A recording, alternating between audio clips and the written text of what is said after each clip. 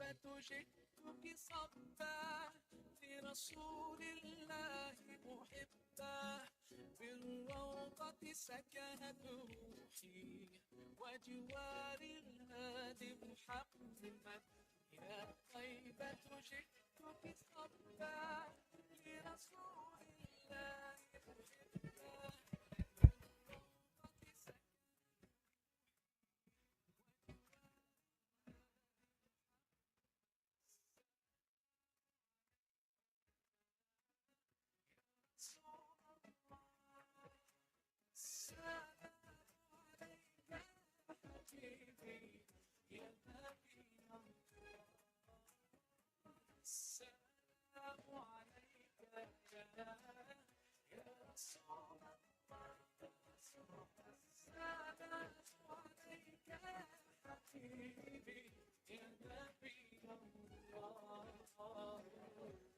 رسول الله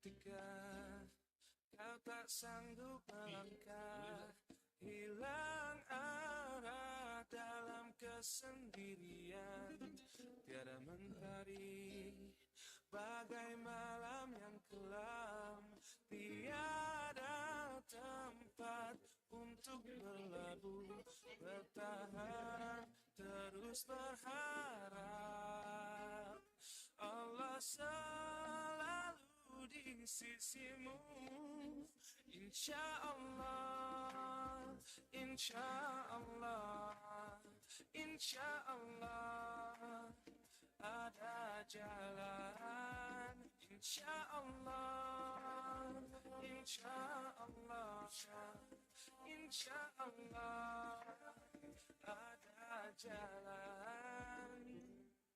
Every time you commit one more mistake, you feel you can't prevent that it's way too late. You're so confused, wrong decisions you have made. Haunt your mind and your heart is full of shame. You don't despair and never lose hope. 'Cause Allah is always by your side. Inshallah, inshallah, inshallah, you'll find your way. Inshallah, inshallah, inshallah, ada jalan.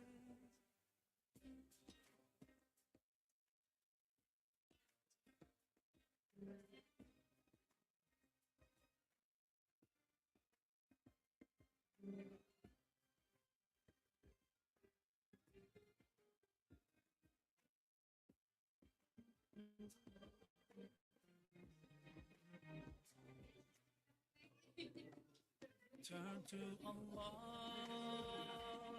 He's never far away. Put your trust in Him, raise your hands and pray. Oh ya Allah, tuntun langkahku di jalanmu, hai Engkaulah pelitaku, tuntun aku di jalanmu selamanya. Inshallah, inshallah, inshallah, inshallah,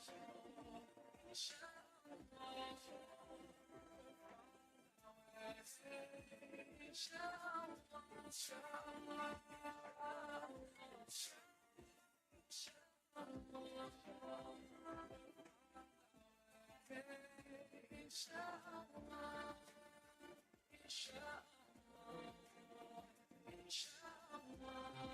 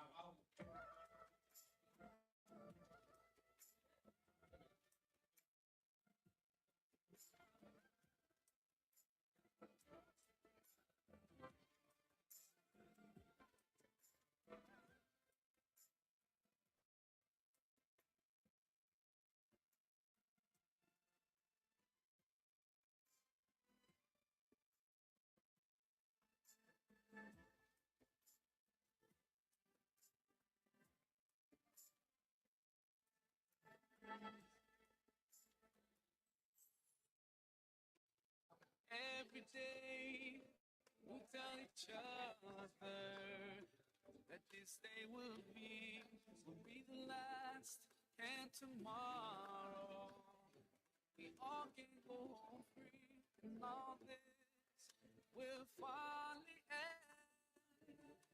Palestine, tomorrow will be free. Palestine, tomorrow will be free.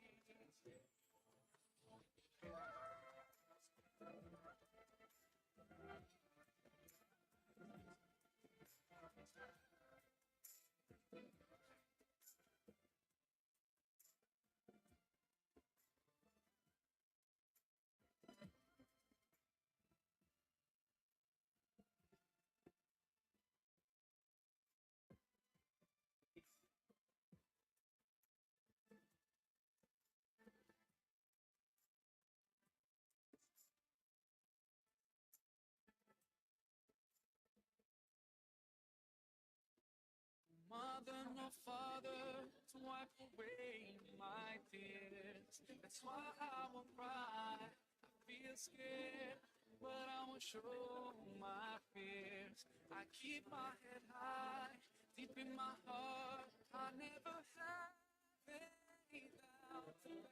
Palestine, tomorrow will be free. Palestine, tomorrow will be free. I saw those rockets and bombs shining in the sky, like drops of rain in the sun's light, taking over everyone into my heart, destroying my dreams in the blink of an eye. What happened to our human rights? What happened to the sanctity of life and all those other lives? I know that I'm only child, but is your conscience still alive?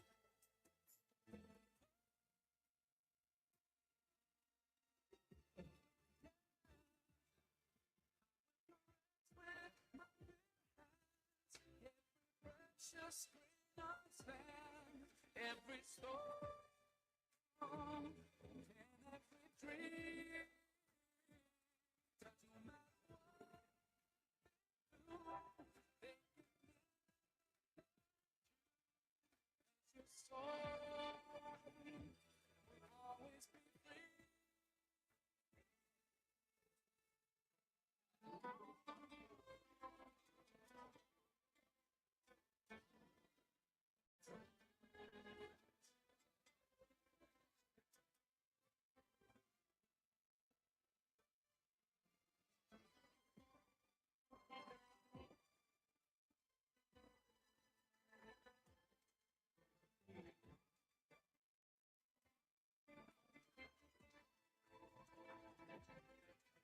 Palestine, tomorrow will be free. Palestine, tomorrow Yes. free. Bismillahirrahmanirrahim. Bismillah.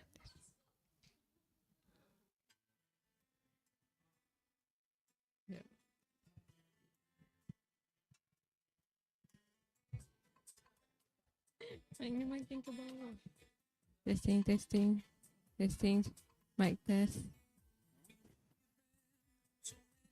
Oh, kasih puan datang support. And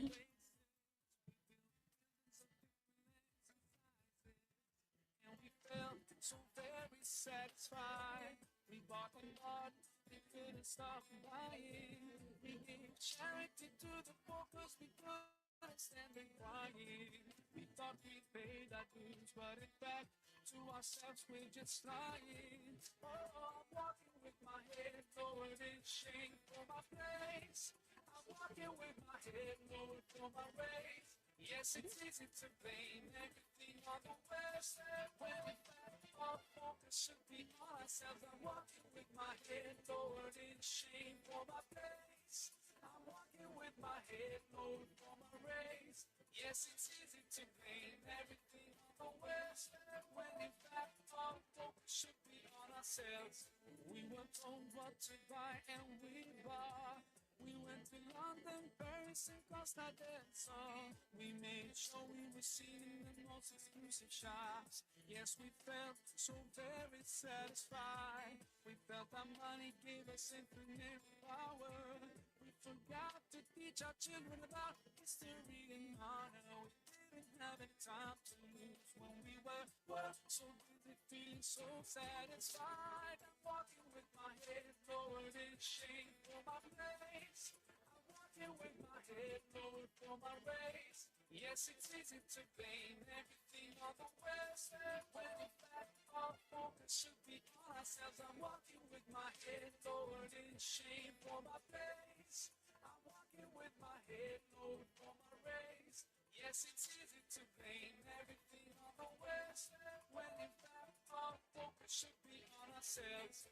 We became individuals without a soul. Despite the heat, our homes felt so empty and cold. To feel the emptiness we bought and bought, maybe all the fancy cars and things that make us feel satisfied. My dear brother and sister, it's time to change inside. Open your eyes, don't throw away what's right aside. Before the day comes when there's nowhere for us to hide. Now ask yourself, there's a lot watching you.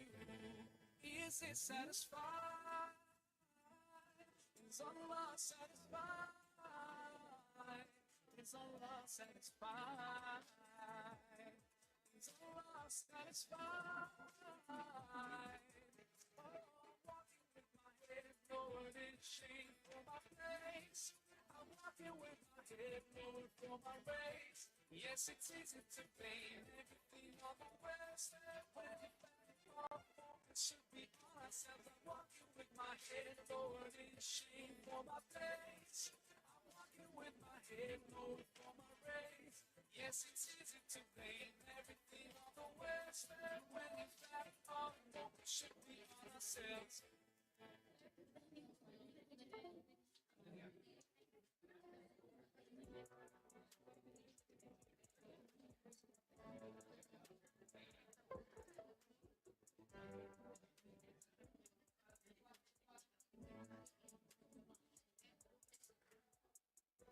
There's something on my mind.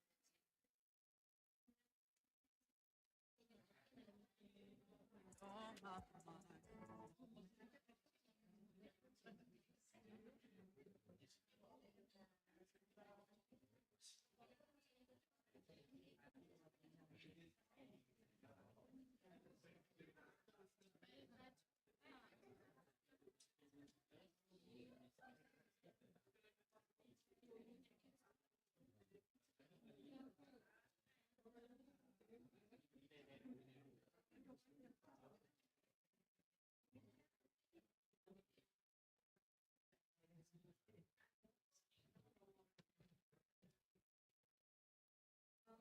Bismillahirrahmanirrahim. Testing. Before we start, I would like to invite you to take your seat. And don't forget to scan QR code provided for my terms record.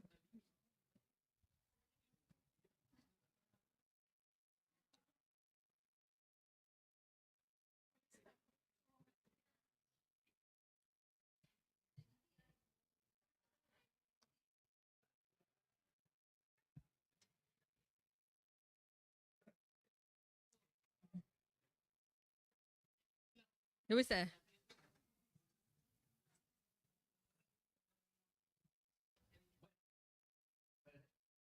Okay.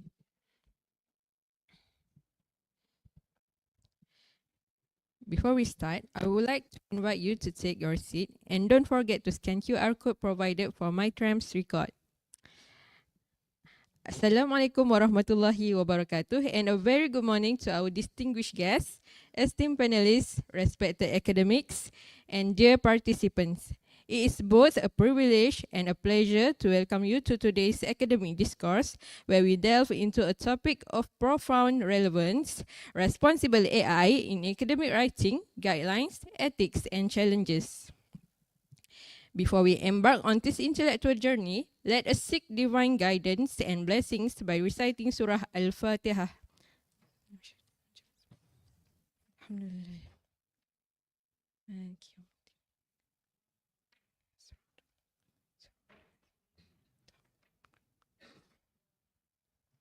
Amin, amin, ya Rabbal Alamin. May it illuminate our minds and hearts as we engage in today's discussion. I am Aminatun Solehah, and it is truly an honor to serve you as your MC for this pivotal gathering. We stand at the crossroads of innovation and academia, where artificial intelligence is revolutionizing how we approach scholarly writing. While AI unlocks unprecedented possibilities, it also compels us to confront critical questions such as, how do we balance efficiency with ethics? What safeguards ensure integrity in this digital age? Today's discourse seeks to address these challenges, and we are indebted to USIM Press and USIM Library for organizing this event and providing a platform for this critical discussion. Their commitment to fostering dialogue on responsible innovation is commendable. Today, we are privileged to have with us Prof. Dr. ROSALINA SALAM, who is an expert in artificial intelligence and has made significant contributions to the study of AI in academic contexts. Without further ado, I am honored to invite our panel speakers to take the stage. Professor, the floor is yours.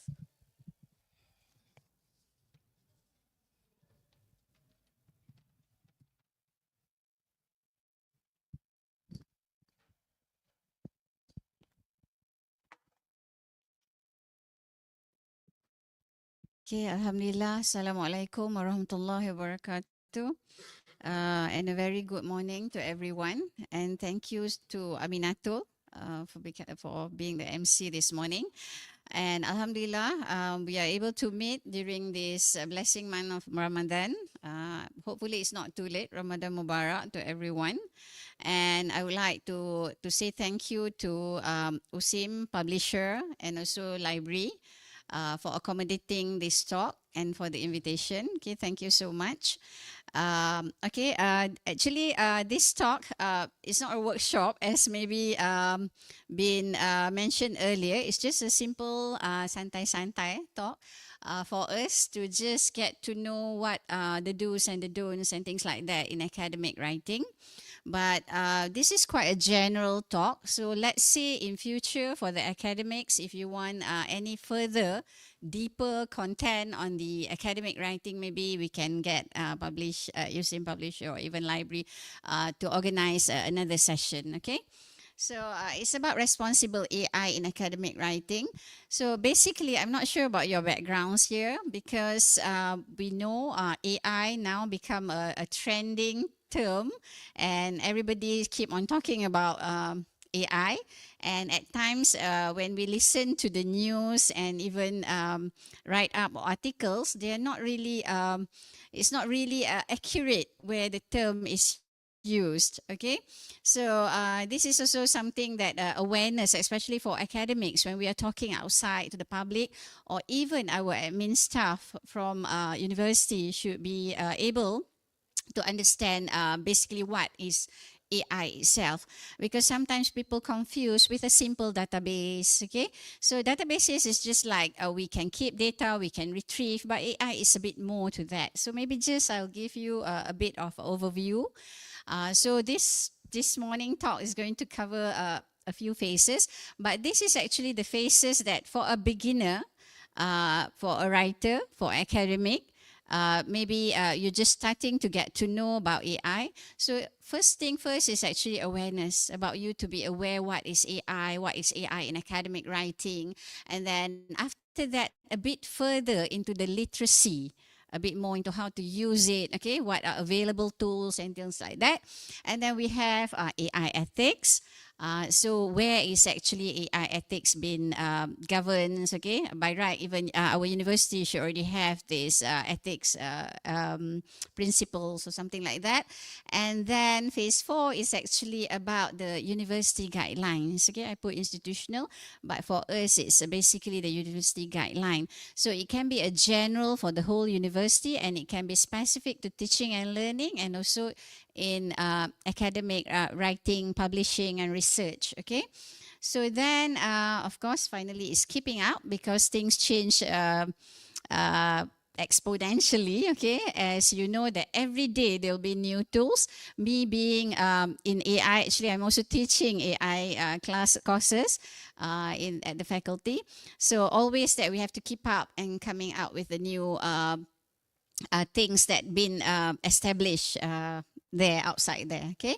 So this is basically a very brief introduction. What is AI? Because AI is actually mimicking. There are a broader AI and a very focused AI, which maybe you guys are familiar, is about ChatGPT, things like that. So ChatGPT, and if we are talking about general AI, slightly different, because they are machine learning. Machine learning is a sub of AI. So basically what people are talking today is a machine learning itself, even though it's actually is an AI by itself. But this is actually mimic natural intelligence behavior. So again, what people are exposed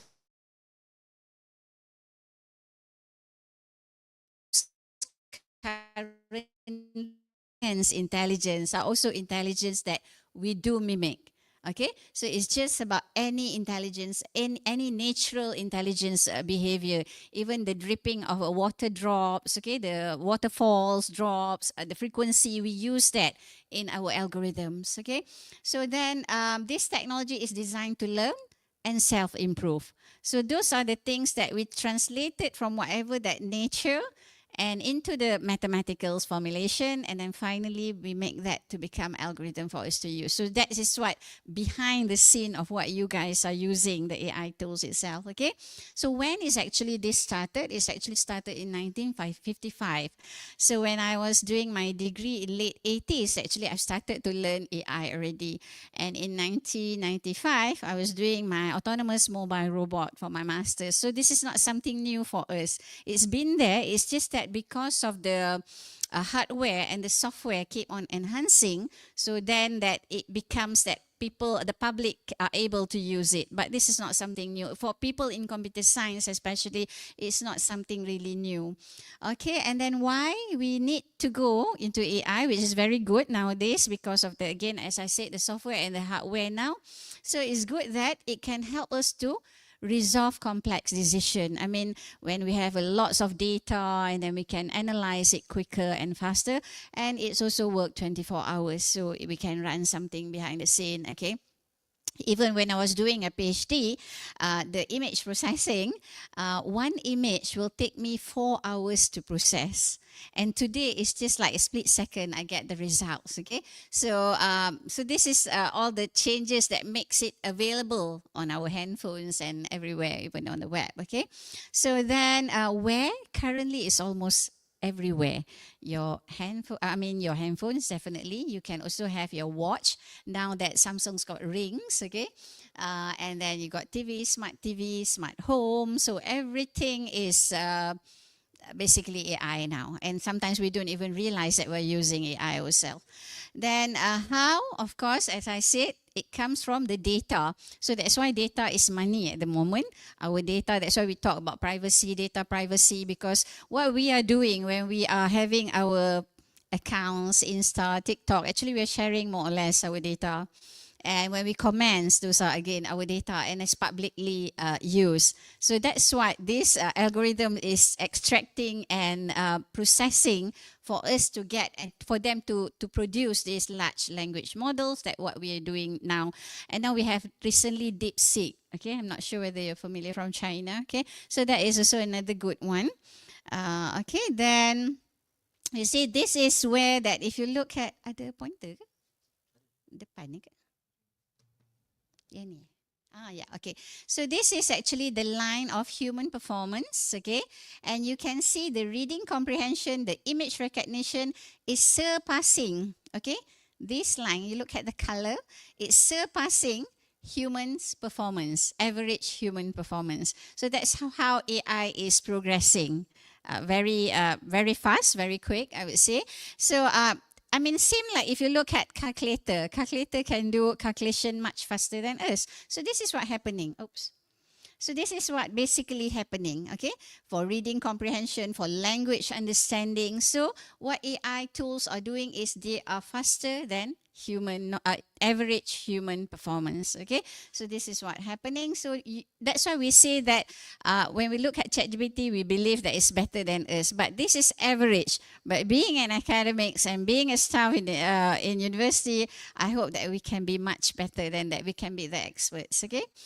And okay, so this is another, just to give you rough figures about this. So, and then we have, but this data is only until 2024, but you can see that per year, and starting from 2020, 2021, 2022, and increasing. And ChatGPT came in end of 2022, I think sometime October, November, something like that. And you can see that, oops, and this much more in 2023, and this is because the data is not completed yet, the time that I retrieved. So you can see it's many systems been released, okay? So this is why, as I said, that if I want to talk about tools, there are millions of tools available. Okay, and then but by saying responsible AI, so we know basically what AI is now. So by saying responsible AI is actually using AI responsibly. Okay, so but this is not something new. As an academic, or even as I said, our admin staff who's also doing writing, so we have to have the ethics, respect, honesty, and integrity. We always have to be honest of what we are doing. I mean, even before AI, you can plagiarize, you can, I mean, even with Google, you know, people paraphrasing, and sometimes even people are stealing ideas from somebody's, right? So those happen because why? Because you are not having this academic, I mean, these people are not having the academic integrity. But by being in academia, actually, it's being in academia, we already need to have that. It's built up in ourselves. So we must know that what we are doing right or wrong. So by pinching or getting somebody else's idea is totally not acceptable as an academics, right? So this is actually taken from Monash, even though this is quite a general one. So maintaining academic integrity is important. So I have that. Good academic work, okay, by honesty, trust, and respect. So even if you're doing the talking, when you're doing your research, so basically it must be your own idea, and it must be genuinely, the data and things, okay, must be genuine, must be original for you to publish or for you to share. So which is currently, we can see a lot are not having this integrity, especially with the AI tools. Okay, I'll show you later about how many papers got retracted because of misuse of the AI as well. Okay, and then of course, one thing, even that we use AI, you need to acknowledge. So what is happening today, we as an academic also, when we do some write-out, actually we are taking ideas from the AI directly especially, but we never quotes.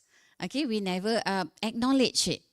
Okay, so that is very important. That's why we say that today's talk is about responsible AI. Okay, and then okay, knowledge is created by many people, and we want to acknowledge each person's contribution, even when we are doing a research in a team. Let's say the idea comes from a colleague in that particular team, but you do implement it. Of course, you need to acknowledge, because the genuine original ideas is not yours. Okay, but again, this goes back to integrity. Nobody catch you, nobody punish you, because things happen. Even sometimes with our proposals, right? We submitted some proposals, people reviewed, and the reviewer may be pinching again your ideas. That's happened. Of course, I'm not, saying that who and who's doing that, but those things do, it does happens, okay?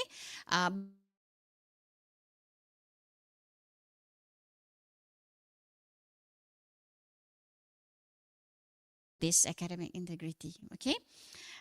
Then, okay, this is again why AI matters in academic writing. We actually now, because we have the tools, why not? Just use it, okay? Because it helps us to speed up our publications or our research. So assist in brainstorming and idea generation. Okay, one example, because somebody was telling me like, if the idea comes from the AI, let's say you kind of ask ChatGPT, can you give me an idea or so, or something like that, okay? Then ChatGPT maybe, or DeepSeek maybe give you some kind of idea. But what I would say is that, quote unquote, if you having a senior professors that you go and ask and you got some idea from that, that is okay, right? So this is something about that, okay? Just getting the idea, but not really copying the whole thing. So that's why it assists in brainstorming and idea generation. So it is acceptable, because you're asking people, and this is like the knowledge that AI got into it, the large language models. But of course, compared to when you ask a senior professors and when you ask ChatGPT might give you the wrong idea.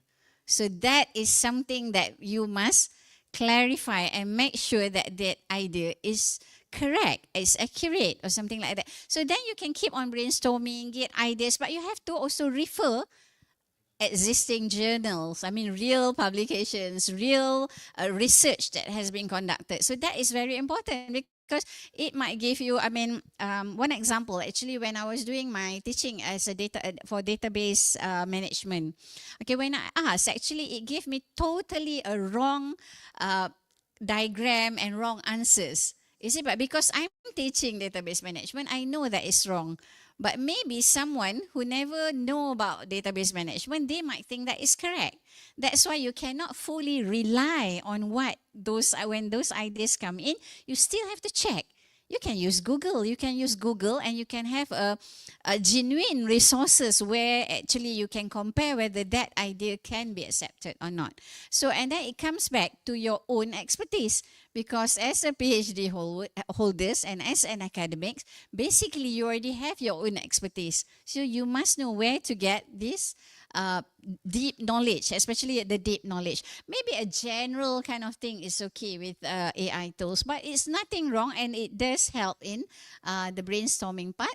And then especially it can help with the grammar. Okay, last time, every time we have to get somebody to correct our grammars, okay?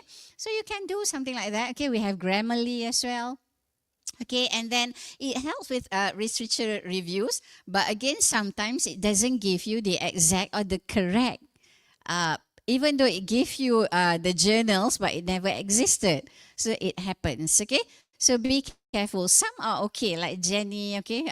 Those are some of the tools are quite accurate, but you still have to double check. You have to open up where there's, let's say you have the references, you go and check. It's not as simple as just get it and just publish it, and that's what happening, because people need to publish quickly.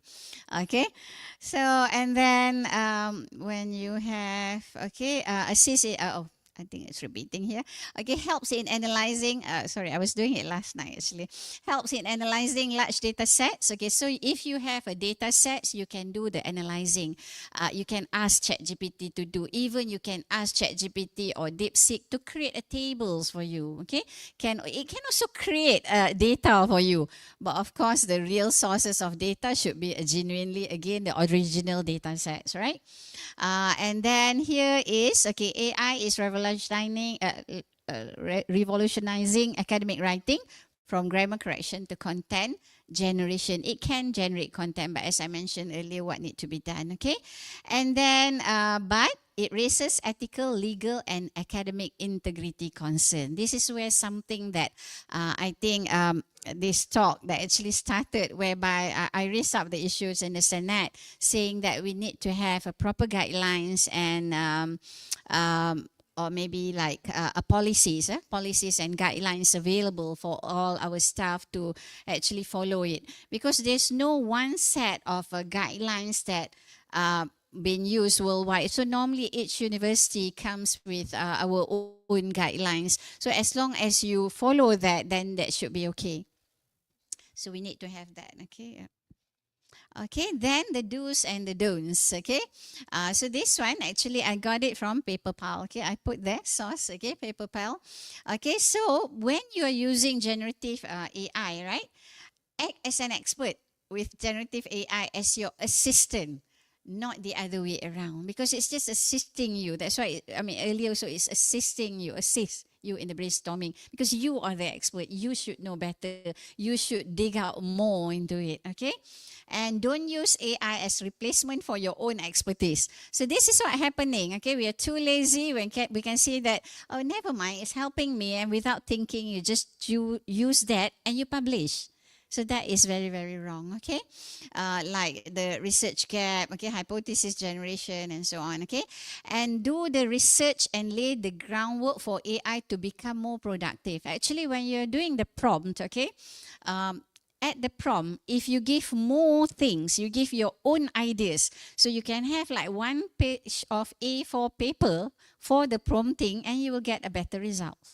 Not just one or two sentences. So that's why when you are the expert, you can put a lot more into the prompts so that you will get a better result and more accurate results. Otherwise, what this behind the scene, what happened is actually is going to go and search through the training that it has gone through.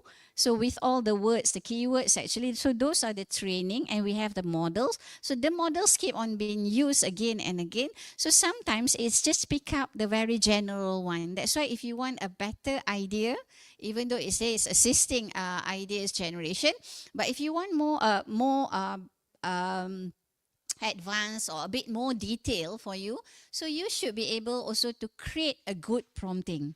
Even as long as a one page of A4 with all the bullets, okay? So then you make that as your prompt. So prompting is another thing, is another skills that can be learned by us so that you get a better result with the prompt. Okay, as I said that if you just put one sentence, try it. You can put one sentence asking about the idea, you put a paragraph, and you put a one page of A4 detail up, you can see what you get as an outcome. That's why I say if we want to organize a workshop and things like that about prompting, also we can do that a bit more maybe in a different sessions, okay? Today's is very general. And then don't blindly use AI output as a shortcut to get ready-made results without putting in the work. So this is all about the integrity again, okay? Understand that AI-assisted or generated output may contain bias or factually incorrect. Because while training, again, behind the scene, what happened in this algorithm, while training, it can be very biased. So let's say about gender, about social, okay? So it can be very biased based on the data sets that it has. So let's say, because this is not like a Malaysian kind, let's say you're doing studies about Malaysian kind of thing. So it might be biased toward other culture, depending again on how much data that they are using for the training. Okay? But of course, they're getting a lot of information through the internet, okay? Especially our social medias as well. Okay, and then, and don't use AI tools without educating yourself on how it works. That's why I think this is when it goes about the literacy. So that's why I said the first phase is about just the awareness, how ChatGPT works. And then the second is about the literacy itself, that you go a bit more deeper on how this thing works. Don't just think that it's working, everybody is using it, that is good. You must remember that we are the researchers, we are in the academics institution, not somebody that can just come out for like sharing information or knowledge in the social media, because we are talking about a genuine academic writing or articles or even books. Okay, and then this is another thing. Okay, journal and university policies. Okay, normally this is something that I think I gave a talk to about like young lecturers for USIM, about 15 of them.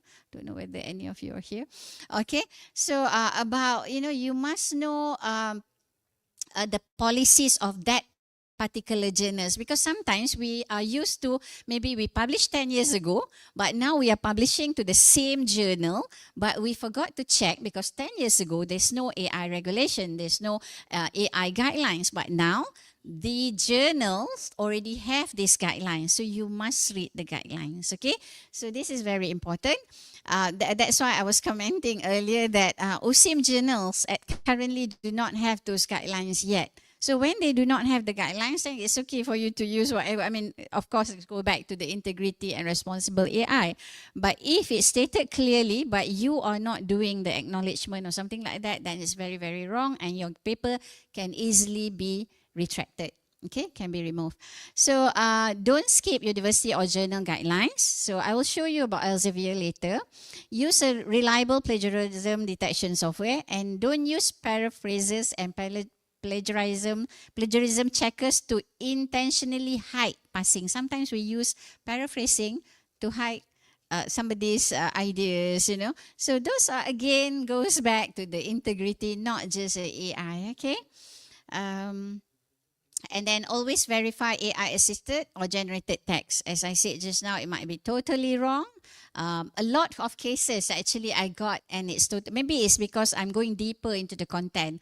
So and I found it quite a lot that is not really correct. Okay, and don't submit AI generated abstract, essays, or any other content because you generate it and you submit. Just to cut short, it's not like that. You can write your own abstract first, and maybe ask the opinion, get an idea whether your abstract is good or not, whether, so those are okay to help out, to assist you, but not to ask it to generate and you're using it. Okay, not in academic, never in academic writing. Okay, and then literature, discovery and reading. Of course, again, there are a lot of tools that you can use. Find articles related to your research area as a starting point, and then you can use AI tools to find more relevant, okay? But don't blindly trust tools that add random citations. And this random citation quite a number of times is very, very wrong. So be careful, okay? Be careful with that. And use AI to summarize articles. Okay, don't substitute a thorough critical LR with AI generated summaries. Okay, what happened now? Actually now with, you can submit a PDF, right? To the, even a few tools. Yeah, you can submit and you can ask. So easy, ask them to write a LR for you. Yeah, so that's why be careful, okay? So don't blindly, I mean, if you must read first, okay? You must read first, you must understand. So let's say even though it does that for you, you must analyze it and see whether, and most of the time it's not fully correct, okay? It doesn't give you, and it doesn't take out the real content that really required. But maybe some people think that is good enough and they just submitted the article, which is, again, is very wrong, okay? And then use AI to understand concepts and brainstorm ideas. So, I mean, again, okay, about the LR again. So, by more or less quite similar. So, avoid that. Okay, so the second part, okay, so awareness is very important. Whether, because this is something, maybe if we are outside there in a public, we are using social media to share something, still acceptable. But in academic writings, they are rules and regulations that you must follow. So about understanding a bit into the detail of literacy. So this is something about, because now that, people, as I mentioned earlier, that how it was developed is about algorithm, it's about the data. Okay, the more data that we have, the much better that the tool is going to be. Okay, And of course, there are issues about, these large language models are taking up a lot of data, including the news. People are trying to sue, the news agency are suing the ChatGPT, things like that happen because it's like kind of a copywriting, but it's because it's public.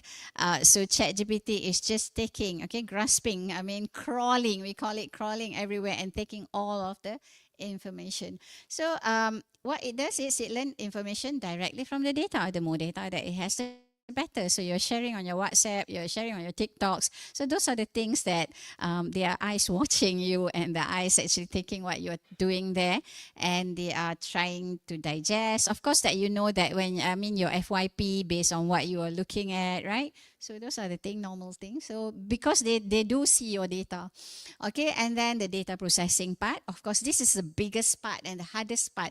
That's why earlier when I was saying that even in 1980s already learned about AI, but at that time we don't have a powerful hardware.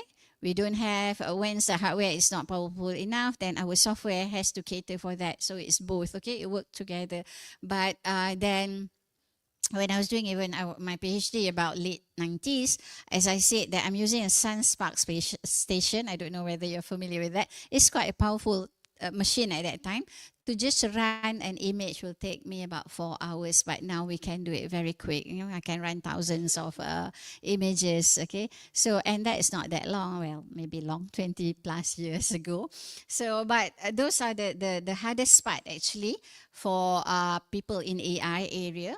But now it's getting better, especially with the algorithms, okay? And the algorithm, how the algorithms work. And then after that, we train the data, okay? They improve it. And finally is the evaluation. So we are being used by the ChatGPT as a test case, okay? When we ask again. So it's keep on learning because this is self-learn, okay? The algorithm is self-learn, okay? Then this is, I don't know whether you can see it. So there are AI tools for students, okay, for even for our students here in USIMS. Okay, we have Quillbot, okay, and then of course we have Mendeley, okay, and we have quite a few here, even Canva that people are using, Duolingo, ChatGPT, okay, and for, okay, can I play this one? Ada sound? So ini untuk student, tak ada sound. Tak ada.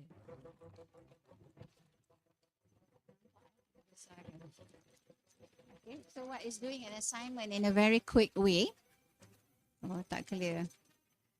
So, and then after that, because as I said just now, that when you use AI text, it can humanize it. Okay, it can humanize to make it better. Like what? Because earlier we know that AI, especially ChatGPT, we can easily detect. So what he's doing is actually doing it a very quick assignment, so it's done. Okay, humanizing it. So of course it's a TikTok, but just to share with you. And then we have, AI for researchers. So for researchers, maybe we have a bit more, okay? And even now, the Jenny is quite good, Perplexity, okay? If you're familiar, Perplexity, and then Jenny, okay? I show you. Okay, this is Jenny. Jenny is actually when you really want to do a research paper, rather than ChatGPT. Earlier it was like a trial is free, but I'm not sure now. Maybe you can check on that because it always like, a very simple is free, but after that it's like you have to pay for that. Yeah. So reading, writing, and referencing together. So this is quite good. You can give a try. And then we have another one. Okay, this one also. Sekejap ya. Yang ini kecil juga kot ya. Yeah, it's just telling Jenny about, okay. And it's giving a better and more accurate, actually, literature references. Okay. Will suggest relevant academic sources while writing. So quite much better, actually, than ChatGPT. But as I said, sometimes there are costs that you have to pay. But if you ask me, Jenny is quite, you can use, as I say, as long as you know the limit of using it. Okay, and then we have another one is perplexity. So of course I can list quite a lot, but those are the one that I tried and it seems quite good. You can just give a try and see whether it's good or not, because ChatGPT is very general kind of thing, not really into an academic writing. Okay, and then this is just to show that when I asked ChatGPT what is ChatGPT, so you see it's elaborate quite nice, okay, with all the words, okay. And then because I was bored, I said please simplify. It said okay, I give you the simplified version, but it looks good. But if you look at it thoroughly, okay, it's giving you a very general information, always very general information in comparison to perplexity and Jenny just now. Okay, but it's good for you just to, we can use, nothing wrong to use ChatGPT. Okay, and then we have DeepSeek. Okay, DeepSeek's advanced features for researchers are here. Okay, you can see that comprehensive search capabilities. Okay, and then it has data visualization, real updates and alerts. Whereas I think for data visualization, again, it's limited with the ChatGPT. It can create tables and things like that, but not really into graphical contents. So you can also try DeepSeek yourself to see how good it is in comparison. Because ChatGPT is the first thing that been released, so people jump to ChatGPT and get used to it. But this one is, I would say, slightly better. Depends again in your area, which area that you are working. Because for computer science, DeepSeek is okay, but maybe to some area, because again, it's the data that it's trained on. Okay, and we don't really know what actually the data behind it. By the way, the PDF version, I think I will pass it to the library, maybe to share with everyone. Okay, okay, and then the ethics. Okay, so sure.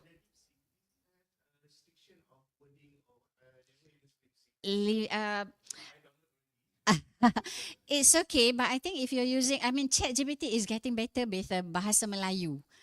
Sebelum ni Indonesia kan, dia banyak ke arah, bila kita guna tu dia arah ke Indonesia. But DeepSeek, I think the language still, if you use English, especially in for computing, I can get a good results. But I don't know in other areas. Yeah.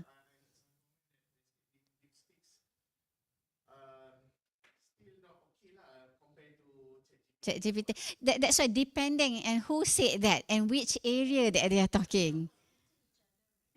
Yeah, they are competing. But for computer science, yeah.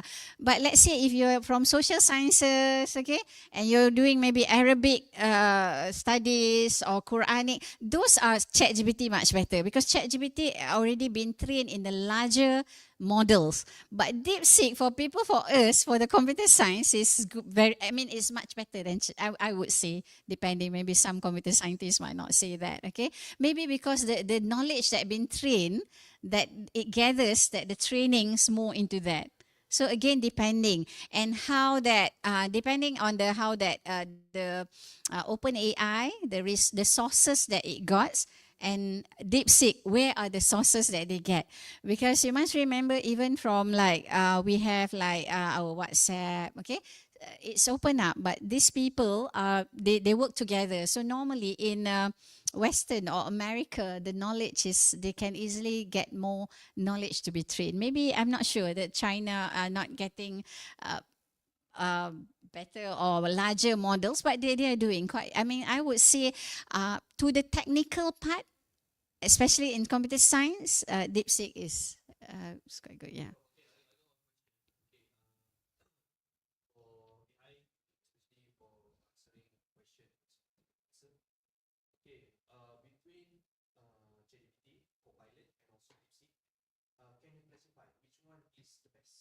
That's what I'm saying. It's depending on which area. That's why just now the question was like that. Because even like Copilot, because because we don't know what data sets behind the scene. As I said, that what important is when they have the tools is the large language models that they develop, they use. So maybe, that's why I said, let's say maybe people from Quran Sunnah, they might say ChatGPT is better. But if you ask me, I would say DeepSeek is better because my area of expertise is in computer science. So it varies. But if for general, I think still general knowledge, things like that, ChatGPT is still the winning part, I would say, because it's so wordy and the way that it responses to us, the language is more like, the vocabs and everything is more flowery, very lengthy and a lot of repetition as well. But it's just, so that is very, I think they are doing studies, maybe maybe if I can find the papers, because we really need to go into details in which area that is good and is not good. Okay, so it's not that easy for me to just say that which is better, which is not. Again, depending on which area that you're using for. Okay, but for academic writing, as I said just now, like Jenny, Perplexity, is much better because the references. Okay, you can get the references because DeepSeek's references quite much better than the ChatGPT. Normally, it's not accurate. Most of the time, it's not accurate. Yeah, it's getting better. It's improving though. Yeah. Okay, then we go for this. Oops. Okay, yeah, the AI ethics. Yeah, so AI ethics is just like, okay, in 2021. This is general, not for academic writings. So principles for the ethical use of AI in the United Nations system. So they came out in 2021. So there's the source there.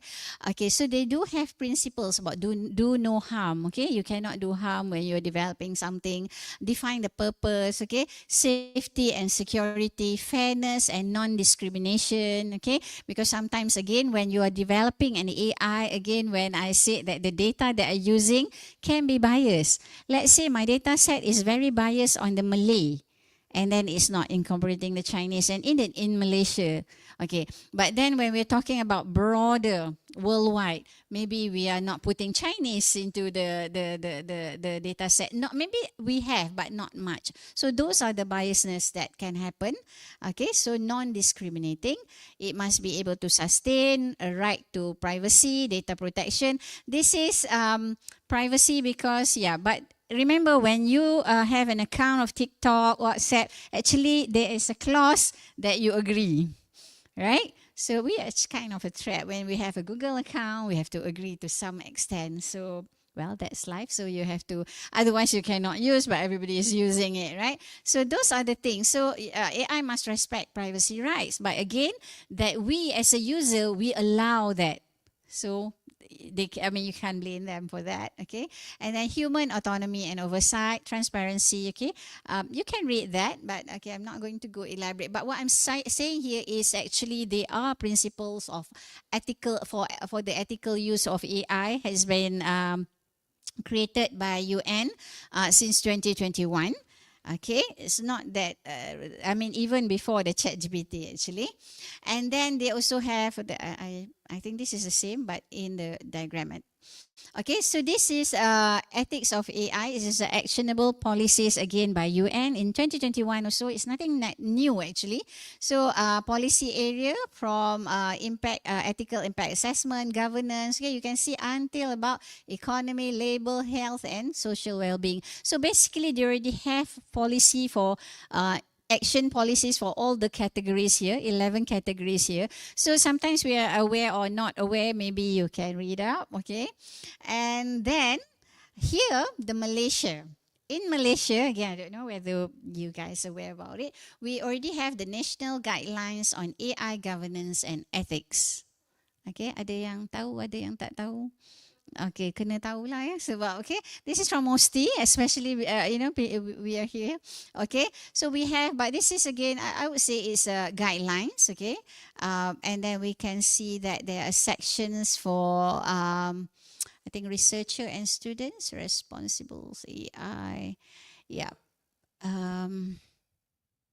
Yeah, this is for the developers, okay, understanding AI, national guidelines. And then we have AI untuk rakyat, kan, dah buat ke tidak, okay, dapat badges, kan, so those are the things, the awareness part, okay, getting to know slowly, so that you, especially being academic, there's no way for for us to say, no, we don't know. Okay, we just have to get awareness on this.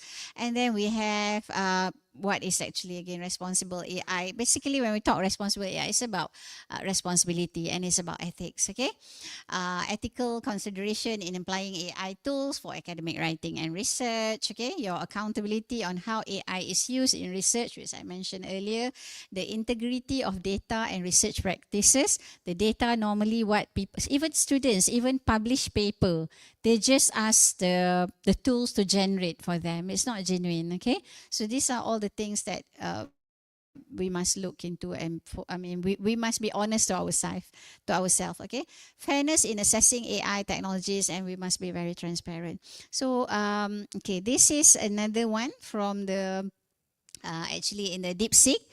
It mentioned also in the DeepSeek about the ethical implication and security concerns. So this is under the DeepSeek itself. Ethics and security loom large in the AI heavy milieu. Okay, with DeepSeek understanding, these elements begin with awareness and transparency. That's why I said I think it started with the Senate last time, Pahariza, because I raised up those issues because the concerns that we are as an academics, our students are using it, and we know that you are using it, but we do not have a proper guidelines, and we never ask them to acknowledge things like that. So this is happening. So I think this is something that we must have the awareness of what's happening.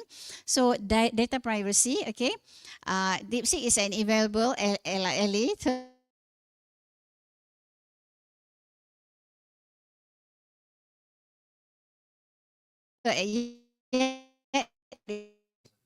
So tadi tanya tu because those are the data juga dia akan tengok lah. Okay, be clear about consent and storage policies before engaging with any third party data handles. Okay, whatever that we are using, because we are allowing, especially our academic data, if you want to share, it's not okay. We have Kaggle. Anybody here use Kaggle data sets? Tak pakai Kaggle. Sebab Kaggle banyak data sets for us to use for training, things like that. So boleh saja and kita share. Okay, people share with it. And then tackling bias in AI results. This happen especially during the training, as I mentioned earlier. Evaluating security protocols. So this is quite specific to because we're talking about ethics. Okay, and not much on that because I go straight to the guidelines. Okay, so this is another important thing that where USIM got to also play a role in, especially to come out with the guidelines. So I'm just sharing. So one that we have is actually just now we have from MOSTI, and this one from KPT, but this is on the PNP. Again, it's quite general, but I think our CTEL is working on that to come up with for PNP, teaching and learning.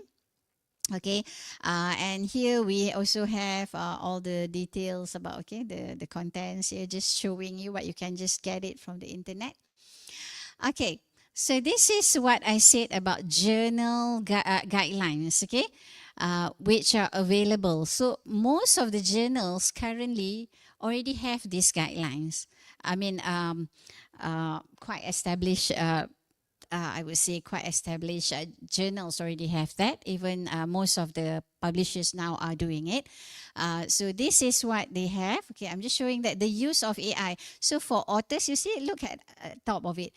It has for AI, it does have for authors, even for reviewers. Why? Because reviewers are submitting the articles and get it reviewed and use that instead of you yourself doing it. It's happening. So they already have the guidelines. So meaning that even if you are the reviewer, or even if you the editors and you are using it and you are not following the guidelines, so then they can penalize you. Okay, so meaning that you can be in the wrong because it's already clear, the guidelines. So look at this.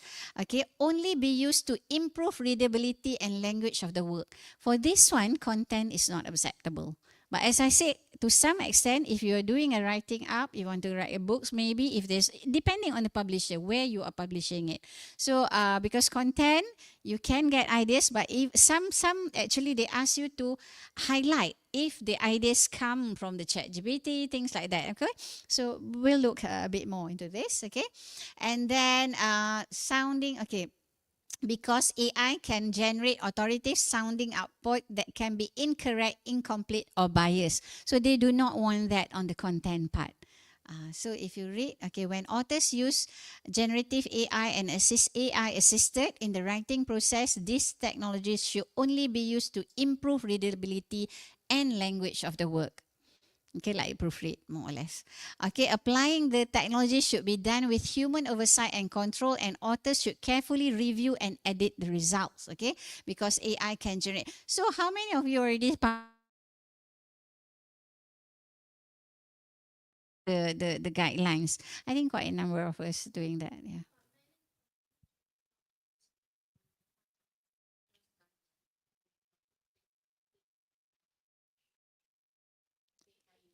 Yeah, yeah. Some journals are. Yeah, so that's right. But some they just put it there, but they didn't. I mean, it's your duty to look at the guidelines. Yeah, so it's our responsibility where before we submit, look at all the guidelines or whatever that the journals got. So be careful, okay? So you don't want to get trapped into this. Yeah.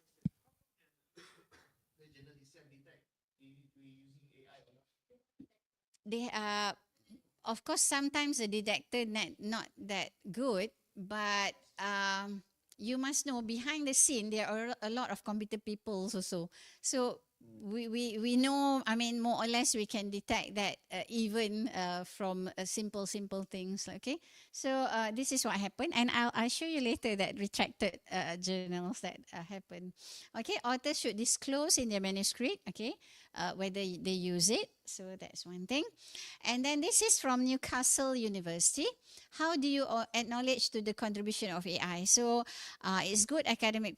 So look at it. This may take the form of a short statement, and it's a variety of way depending of how. That's why I say if university got the guidelines of how to acknowledge, you one is you must acknowledge, second on how to acknowledge, so it has to be clear, then it's easy throughout the usage of our own people here, and including if for the our journals as well, so it's easy, but of course we need to check on that as well.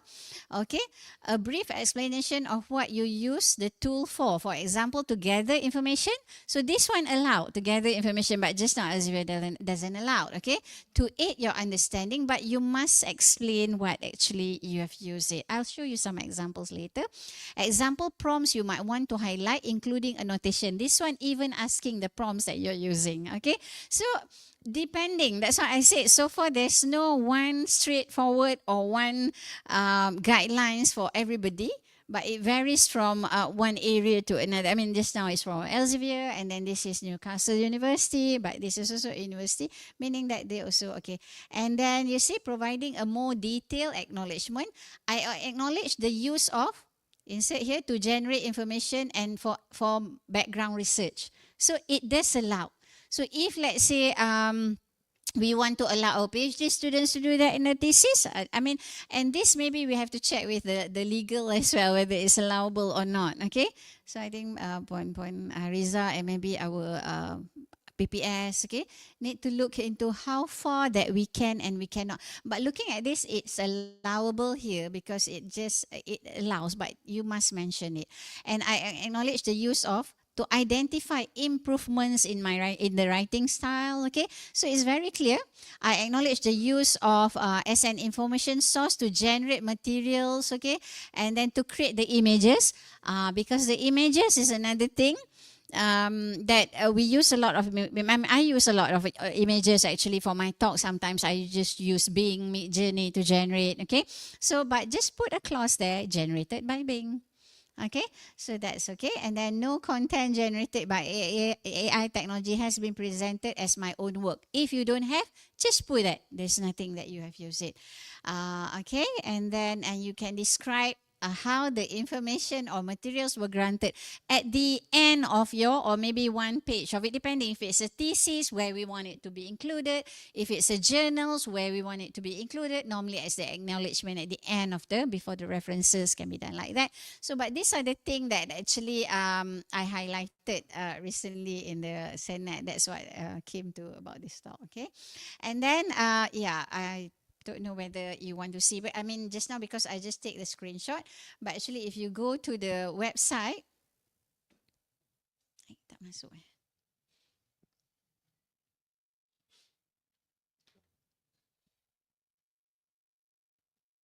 Oh, kena tukar dia punya ni. Screen. Lagi tukar balik. Okay. Okay, so if you look at this is Elsevier because I like it because it's quite detailed. Okay. Oh, tak boleh pakai tu ya.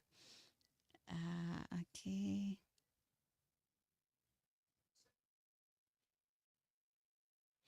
Okay, so you will look at this. This is generative AI policies. Okay, just now that I went through is okay for authors. Okay, you have very detailed the use of generative AI.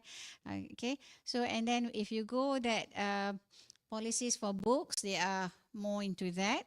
I'm not going to go through. And then for reviewers, okay, and also highlighted, okay, guide for authors, okay, responsible AI principles, okay. So these are the things that we should, okay, we must, I would say we must read before we publish to the journal, okay.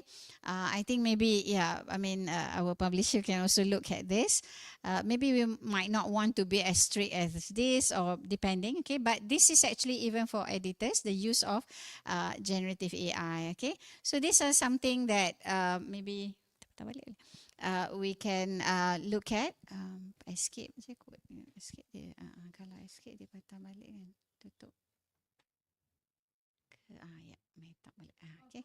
Ya. For editor just now, editors or for the editors for the Tak perasan pula I tak tengok itu. Nanti I bagi link kan. I bagi link and the PDF will be there. I think boleh tengok detail lah. Tak biasa kita tengok untuk view apa ni untuk reviewers dengan ni kan. But they are lah. Yeah. Maybe students even not in use for it. As a student, maybe we lecture will face different circumstances. Okay, for example, degree is maybe full of use.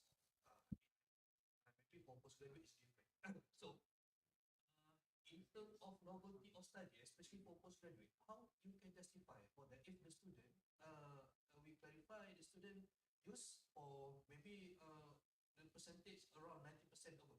So how about that? Okay, first thing first. If we have the guideline just now, are we going to allow for idea generation or are we not going to allow like Elsevier doesn't allow? It's only for clarity and the language. So jadi this is what that we have. That's why I was telling the Senate, we have to brainstorm what actually we are looking for because it's going to be our thesis. It's owned by USIM, right? Even the PhD or masters or even the FYP, final year project. So that's why that's why I show the difference because like the university just now, the Newcastle, it allows the idea generation. Elsevier doesn't allow. So because the university, because it's talking about the thesis as well, not just for the article publication. So this is something debatable. I mean, there's no answers for that. But again, we have to come out with to what extent that we want to allow that. Yes. That is debatable, but to me is as long as if you ask me, being the people in AI myself, I would allow them to use, but as long as they acknowledge and they do understand. And it can be the same even for the final year project. I mean, I know you want to say that we restrict more for the PhD, but actually we have to train from the younger one because they are going to go outside in the industries. Yeah.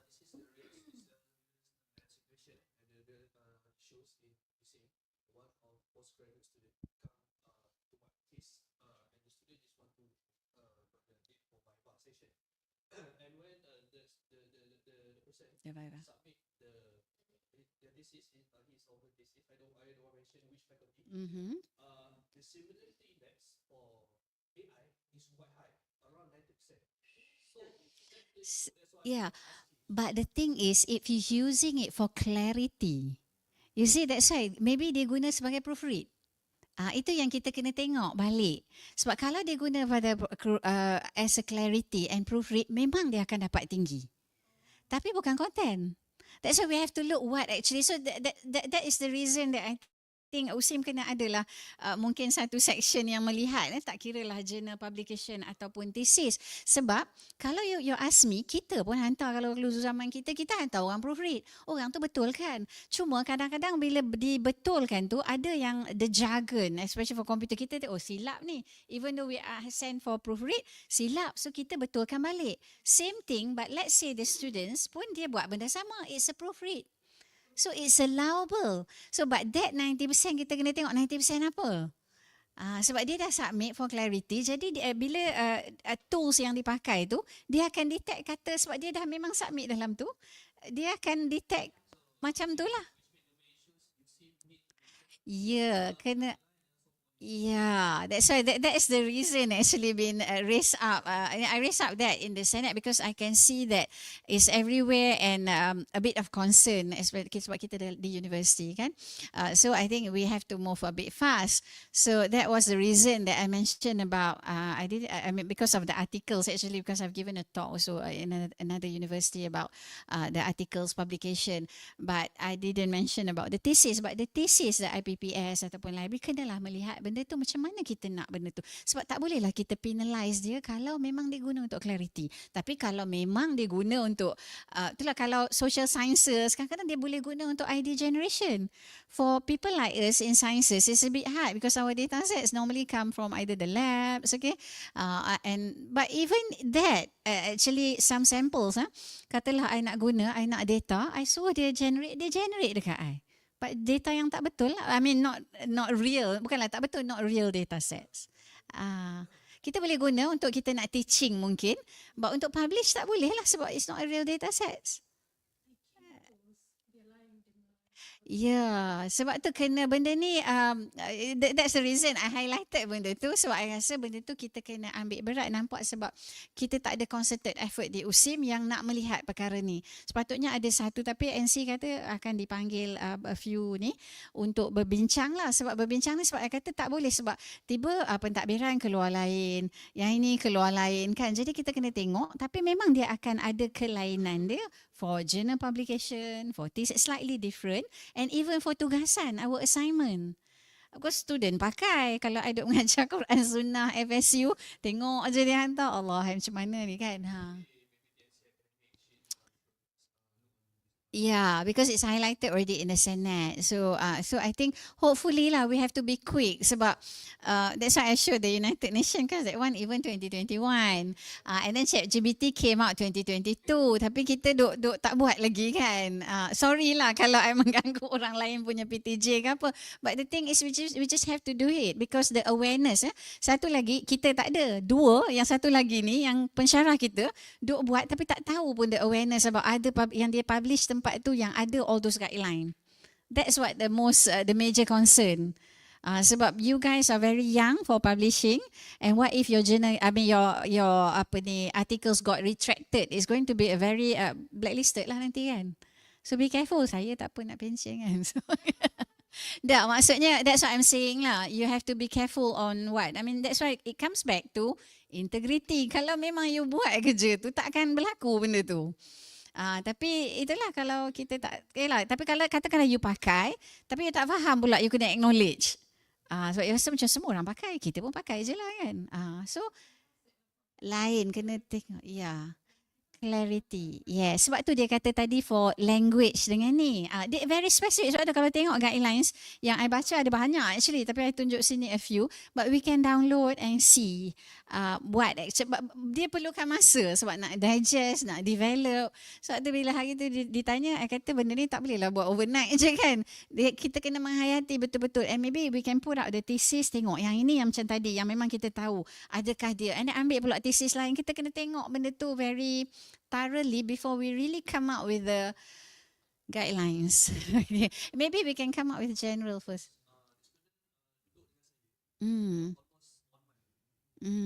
Nak repair. Oh. Dia bukan Malaysian lah kot. Malaysian ke? Arabs? Okay. Okay. Fine.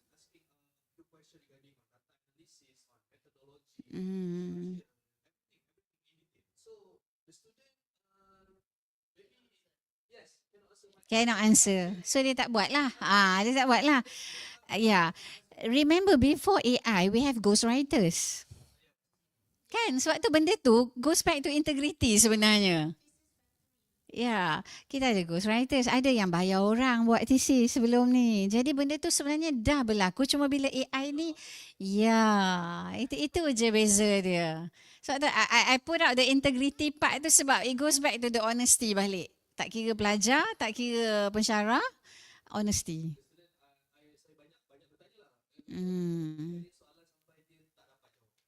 FYP pun budak bayar 500 je dah berdapat dah. FYP for FST pun berlaku.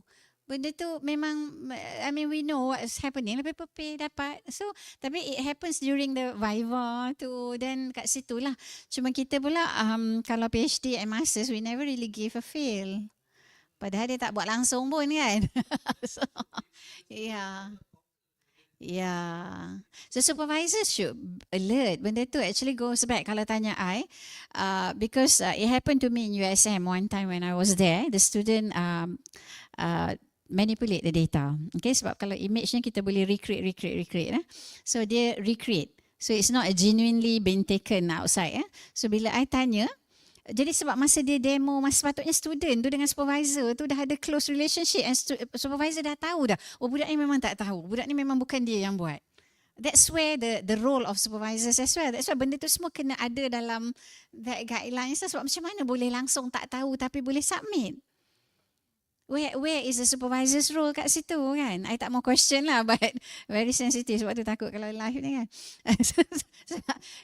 certain issues are very sensitive for us to discuss. So sometimes the talk I would rather give it. I mean depending kalau kita nak ada certain talks about sensitive issues.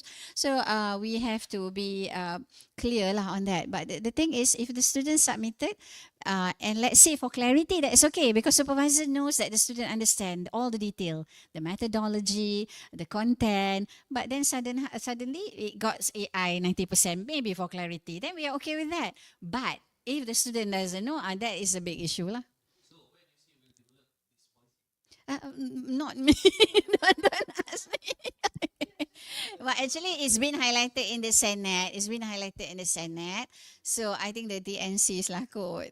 They will call up. Now, Puan Hariza ada kat sini. Tapi untuk, ni lah penerbit. Tapi untuk thesis tu, I'm not sure. Puan Azhar kot. Yeah, because I was just talking about, I don't know why, something appears during the Senate. And I said we ourselves are not familiar with so and so, and we must be alert that this is happening. Our pensyarah pun tak aware kan. So jadi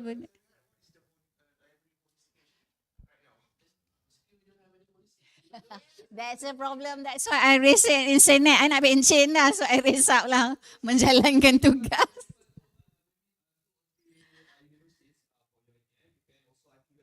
Ya, ada dah. Tapi general deh. UTM. Yeah, okay. So okay. Okay. So that's why I said I raise up because I feel that it's a responsibility for me to raise that since I'm also in the Senate. I just highlighted that these are the concern to me. Rasa bersalah pula kan kalau kita tak sebut. Jadi bila sebut tu jadilah pula kan. Sebab ya, dah sebut at least sebab benda tu kena, and kita ni dunia akademik kan, kalau kita tak buat benda-benda ni macam berdosa pula lah kan. Kita tak boleh kata stop it lah. Kita tak boleh makan pakai. Jadi kena, the important thing is our own guidelines. So kalau macam UTM boleh download tau, dia dah ada guideline dia juga. Tapi dia lebih kepada teaching and learning yang ini ya. Cuma ada satu je section dia research publication, okay? The use of services, okay, proofreading tool, spelling, okay, is acceptable. Nampak dia kata yang itu acceptable. Jadi kalau clarity to come from that, for the percentage is okay sebab dia dah kata acceptable. So supervisor, that is the role of the supervisor.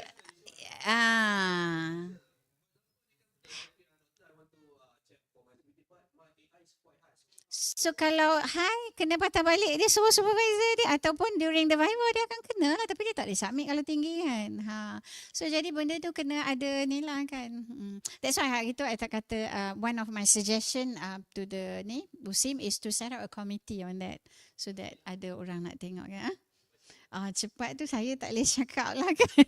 So, and I'm okay lah sebab apa ni suddenly NC dah sebab kita bercakap kita kena jadi penasihat pula, so tak apalah. I'm okay to be penasihat kat mana-mana pun, cumanya yelah kena laksanakan lah. I don't have the angkatan myself, you know, I'm not in any PTZ, I mean I'm just under FST at the moment, but to advise I'm okay. Maksudnya kalau nak tengok balik, tapi kita kena, that's why I kata benda ni bukan satu hari lah, kena tengok, kena baca, okay.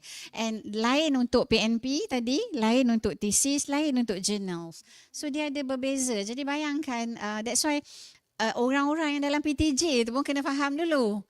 Maksudnya orang dalam library, dia kena faham the whole nature. Bukan seorang dua lah, kena ada ramai yang memahami kenapa benda ni patut buat, kenapa ada penerbit pun kena ada. Jadi semua orang faham, oh this is very important, we really have to work towards this. Then barulah dia boleh bergerak kan. Sincerity lah balik and honesty. Okay, so this is a UTM. Why I just put up because sajalah sebab nampak boleh download kan. Okay, and okay, the use of GAI and tools beyond those mentioned must be explicitly stated. Tadi dia kata bubuhat tu tak apa, acceptable, tapi lain pada tu kena stated. Nampak? So dia cannot be listed as co-author, okay?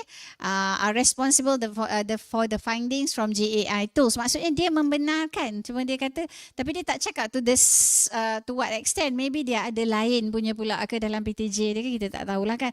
But this is just a very broad guidelines. Sikit aja untuk research and publication, ada banyak untuk PMP ya. Okay, so then we go to AI in writing, practical and best practices. Okay, saja nak tunjuk. Okay, dekat sini ada satu paper highlighted about best practices for using AI when writing scientific manuscript. So tengok dekat sini ya. Our recommendation. So this is what ni for this ACS Nano ni. Okay, recommendation for the use of AI language bots. Okay. Acknowledge. So acknowledgement ni selalu penting. Tapi kalau kita acknowledge pun katalah the whole macam tadi 90% pakai, tapi dia acknowledge, adakah kita nak accept? So kan, dah sebab kalau kita kata acknowledge, dia pun okay, acknowledge lah sebab dia dah follow kita yang guideline tadi kan. So to what extent nak acknowledge lah, so kita kena ada juga lah kan yang itu. Okay, tapi kat sini acknowledge in the acknowledgement to prepare your use of AI bot ataupun chat GPT to prepare your manuscript. Banyak mana? Tu yang tadi Newcastle tu dia suruh detail out. Kat mana, macam mana, apa yang you pakai untuk idea ke, untuk apa ke, very clear, image ke apa.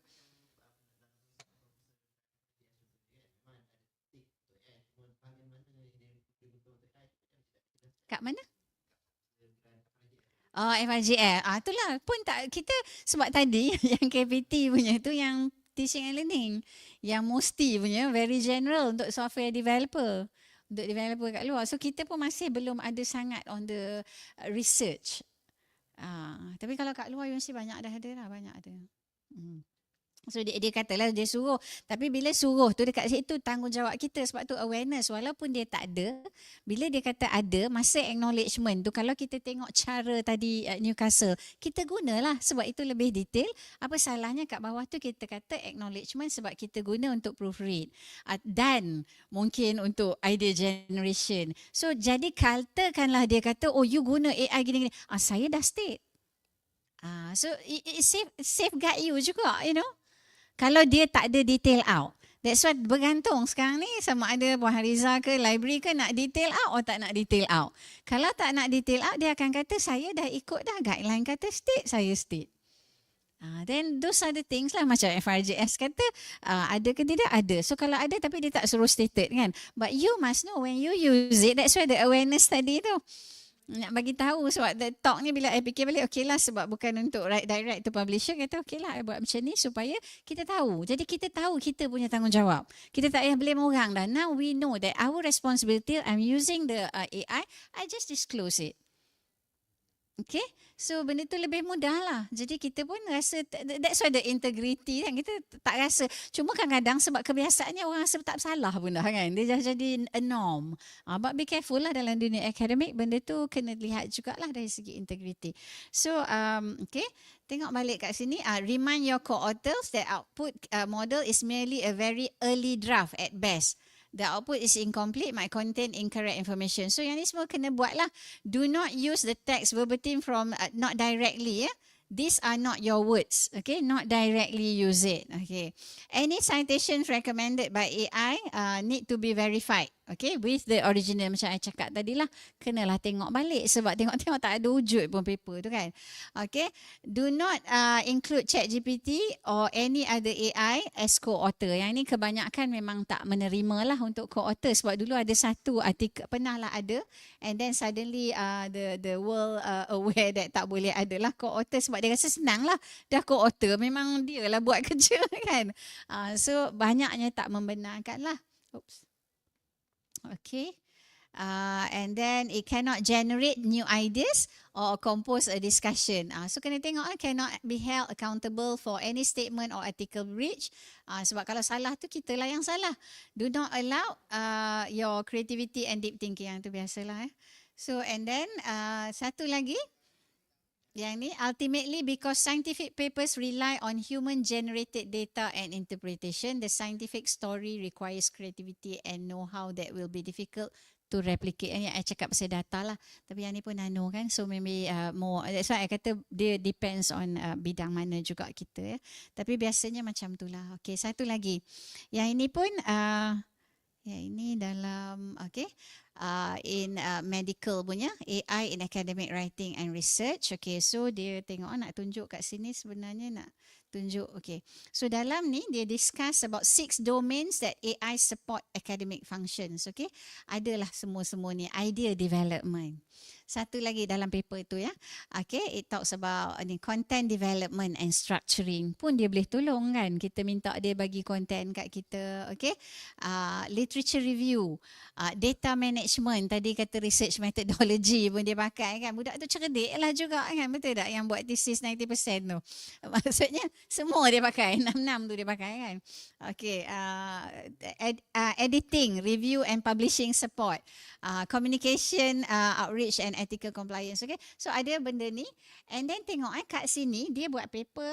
This is the paper been write up by Muhammad Khalifah dengan Mona Al-Badawi and been published at Elsevier. So last kali bila dia buat ni, dia cakap pasal essential tool lah AI kan. Tapi kita nak tengok kat sini macam mana dia buat declaration dia.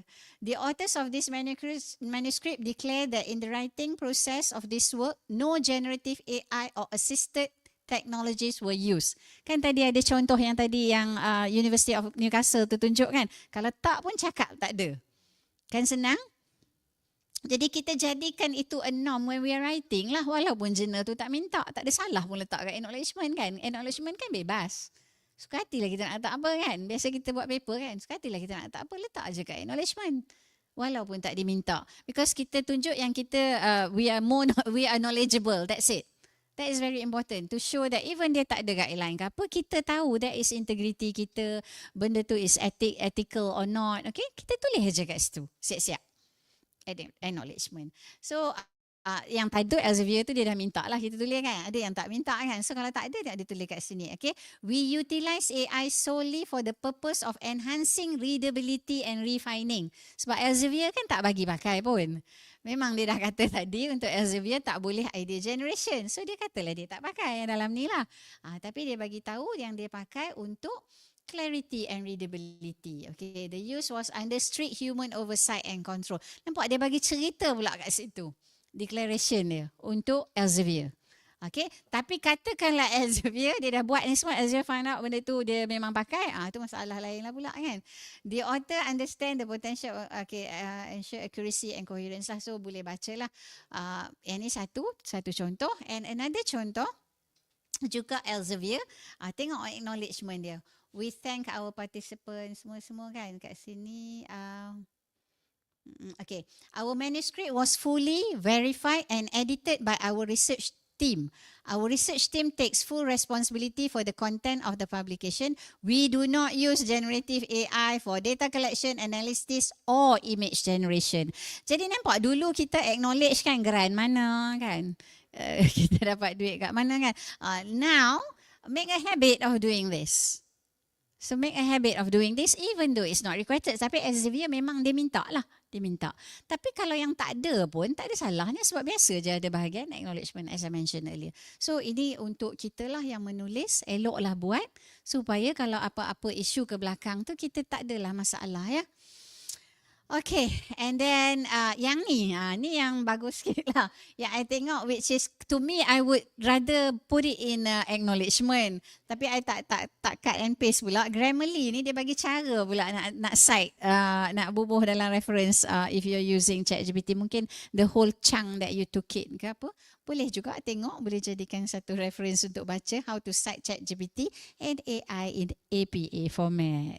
Okay, ada juga ditunjuk lah. I tak tunjuk detail dalam ni but I just share. Okay, so now is the retraction. Yang ditarik balik tadi tu. Paper-paper yang ditarik balik. Okay, sejam dah. Okay, retraction tadi.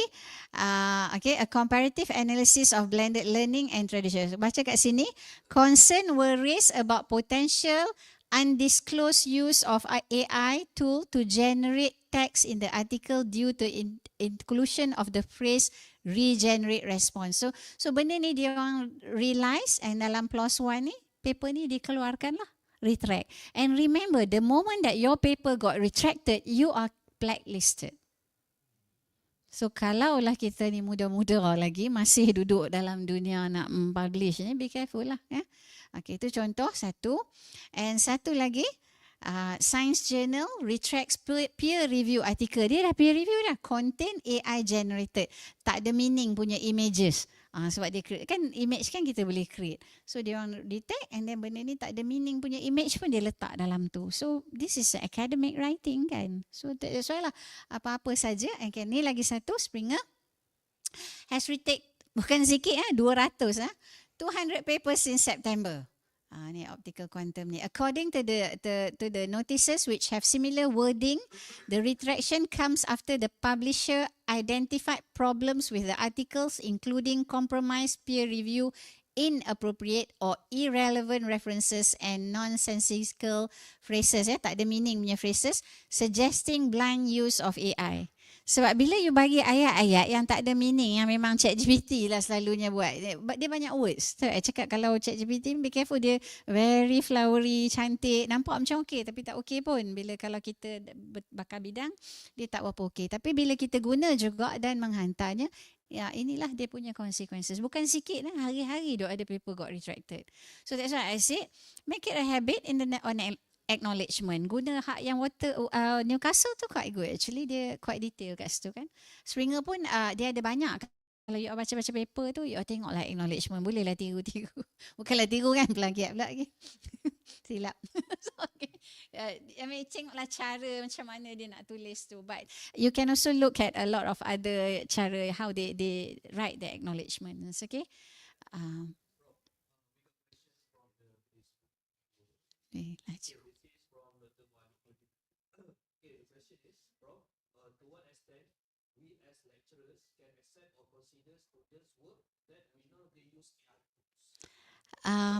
That's why there's no, I mean, yeah, okay, for Dr. Mualimin. Okay, Dr. Mualimin, if we are giving the assignments by right, we should already given the guidelines. And we should ask the student, let's say for my case, I do allow my students to use any AI tools, but as long as they acknowledge. So if the lecturer, that's why this has been raised again, not just for researcher, I mean even for PMP. So when you give an assignment, kita bagi tugasan, dalam tu kita dah cakap dah, boleh pakai atau tak boleh pakai. Kalau boleh pakai, tahap mana. Tapi katakanlah pensyarah tu siap-siap cakap, no AI tools are allowed, tapi student pakai. Tak payah bagi markah.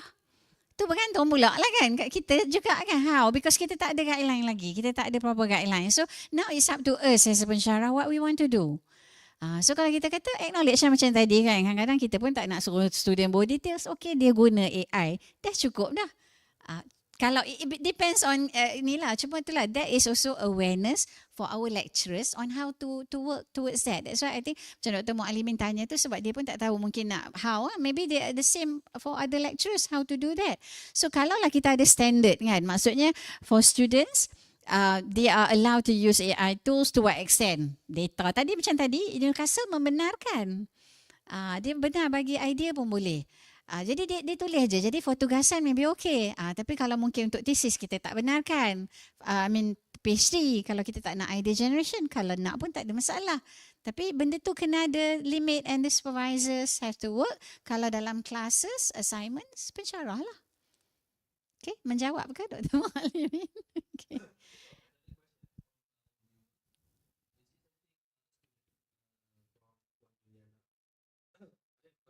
There are several events where I write some sentences using my own words, and when I copy and paste my sentences in Zero GPT, it states that my sentences is from AI.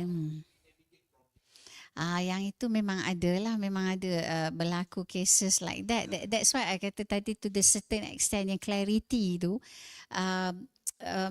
again there's no right or wrong answers for that lah. But it's good question, but that happens. Ramai juga student kadang-kadang a paragraph of it memang written by them, but because what happened is quite similar, because the detection yang tadi tu dia pakai, dia ambil similarity tu tinggi, dia akan kata pakai, padahal memang benda tu memang berlaku lah. Nanti kalau nak boleh discuss on the separate, because I have quite a detail on that as well lah. Tu ni okay, but again that is tak ada masalah unless if you want to rephrase it, but actually again itulah the detector yang kita pakai tu kena tengok balik. Even kalau library nak suruh pakai yang mana pun, kita tak boleh penalize student tu, pasal kadang-kadang memang it's a genuine by the ni lah. Okay, so panjang juga ingatkan sejam je tadi. Okay, dekat 2 jam juga. Okay, tak saya yang bertanya ni, habis dah towards the end. I tanya Hilmi, kata sejam cukup lah, malam tadi tak tidur. Okay, phase 6 ni is keeping up. So tools keep on coming, every day ada banyak tools, ada yang baru. Okay, jadi kita ni tak boleh lah, I mean we have to adapt. Okay, dunia teknologi ni bukan untuk orang komputer saja, untuk semua orang at the moment. Dunia AI, okay. So ICT ni dah jadi macam matematik lah, semua orang kena tahu, kena pakai, kena guna pakai. Jadi tak boleh tidak kata kita tak tahu, tak boleh kita kata kita tak aware benda tu. Sebab tadi tengok macam MOSTI ada, KPT ada guidelines, entah kita pernah tengok pernah come to that pun tak tahu kan. Sekejap lagi kita punya penerbit buat pun sekejap lagi kata tak ada pula kan. So awareness ni is important. I think the moment that we have pun, katalah library dah buat pun, kena sentiasa keluarkan. Sebab orang ni, manusia ni kalau sekali dia tak ingat.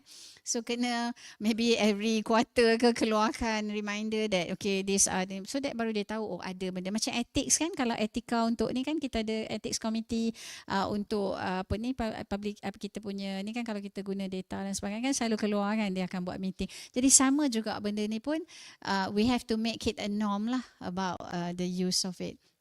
So that's more or less. So then AI tools is supplement and it's not a replacement. Okay. So just to sum up, humans have unique abilities and experiences, and what more to say that if we are experts in a certain area. Okay, it can it can imitate or simulate human intelligence but not replicate or reproduce. Okay, cannot replace our creativity. Of course, empathy and critical thinking, consciousness or instinct. So when you are doing write up, let's say kalau you buat novel ke apa pula, lain pula cerita ni kan. So jadi kita ada sensitivity kita ada empathy kita. So berbeza dengan apa yang akan dikeluarkan oleh some of the tools lah. But it's getting better. So mungkin another talk that kita akan cakap pasal singularity. I was talking to NC because eventually we'll come to the AI singularity, technological singularity. So when it comes to that, then this is questionable, which we already foresee that. Mungkin talk lain lah. Sekarang kita bagi santai dulu, pakai dulu. Okay, but okay. And then AI tools involve in actually involves, bukan it's allow repetition, a lot of repetition, inaccuracies, okay, limited information on the subject matter. So kalau subject matter tu selalunya tidaklah terlalu dalam knowledge dia tu, you can use it for reader, proofread dan sebagainya. Okay, misinformation kerap kalau dalam bidang even saya tengok banyak misinformation dan sebagainya. Originality, tapi kalau kita bukan pakar bidang, kadang-kadang kita ingat information tu betul dah. So that's why be careful. Okay, suppress our critical thinking. Obviously lah, malah nak fikir kan, dah tambah tak larat ni, okay lah. Unethical use of AI, okay. This academic integrity. Of course, these are issues lah. Privacy, data security tadi ya. Trade-offs in technology advancement, and then way forward. AI literacy. Sebenarnya saya cadangkan juga untuk USIM buat actually hari tu setiap bulan buat talk untuk literacy, awareness dan literacy dulu sebelum kita nak go deeper.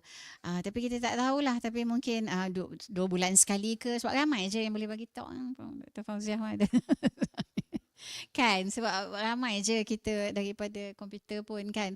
So at least sebab simple-simple kan, kita yang mengajar pun dalam kita punya ICT semua untuk students kan. So I think it's not a big deal, ramai yang boleh bagi, especially untuk umum macam general untuk semua bidang, about literacy, about the tools, okay. FST rasanya tak ada masalah, bukan saja komputer, semua pakai tu, semua dah terror tengoknya lah, yang muda-muda tu lagi lah kan. Okay, so policies and guidelines, okay. I think medik pun banyak yang pakai. Sini ada medicals, from medics ada.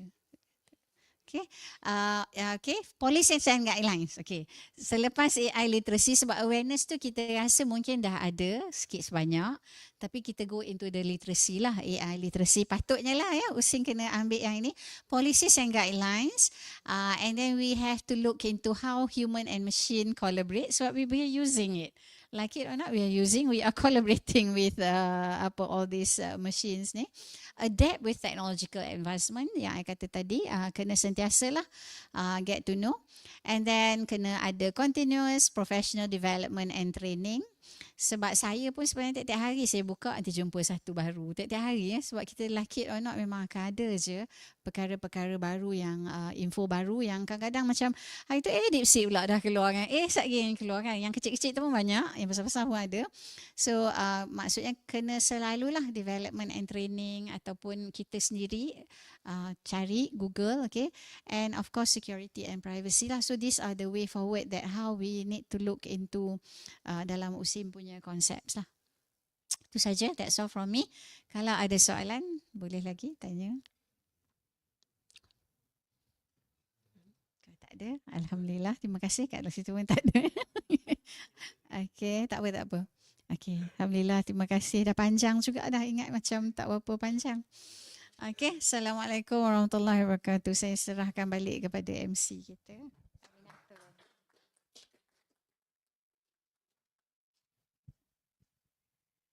Mudah-mudahan berfaedah.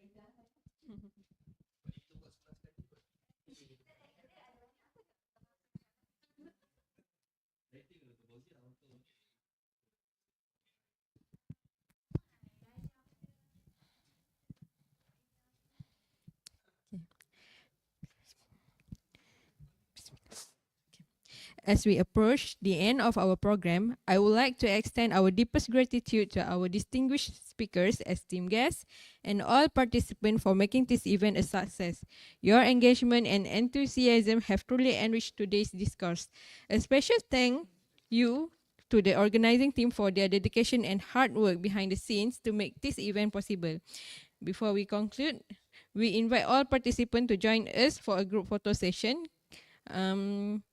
in front of the stage. And before I forgot, audience need to scan my trams in front of the my trams, scan borang penilaian dan borang sijil penyertaan. Pihak teknikal akan sediakan scan kat depan.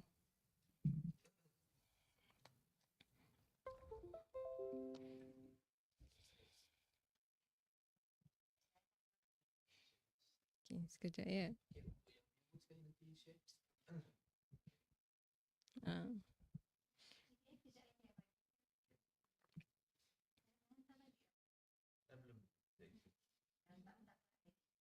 Tak ramai. Sikit je. Okay, sekejap ya.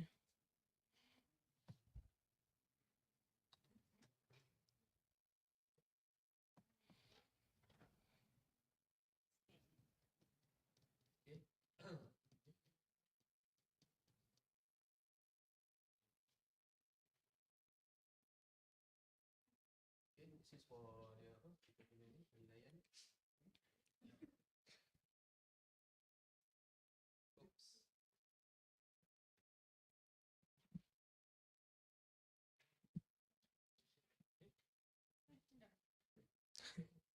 Penilaian. Okay. Okay, sekali dengan live untuk QR. Sekali dengan share QR, lepas tu penilaian sekali. Dah ni? Belum.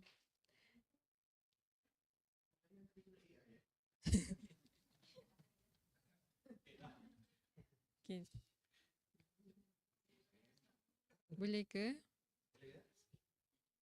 Jangan lupa untuk Untuk audiens yang join melalui live Facebook juga boleh berbuat demikian di ruangan komen. Boleh dapatkan link di ruangan komen. Oh, dekat screen. Okay. Okay.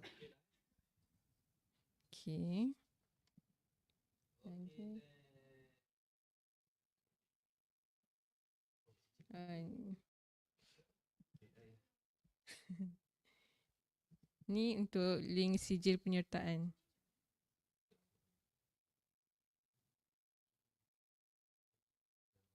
Untuk kita keluarkan sijil.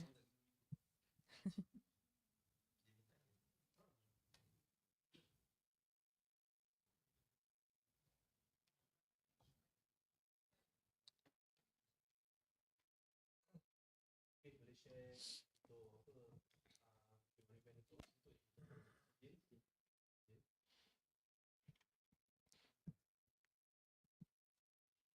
Okay, yang sedang dipaparkan sekarang ni untuk sijil penyertaan. Pastikan wording betul wording untuk sijil, kita akan bagi sijil. Ini link untuk sijil pula. QR untuk sijil.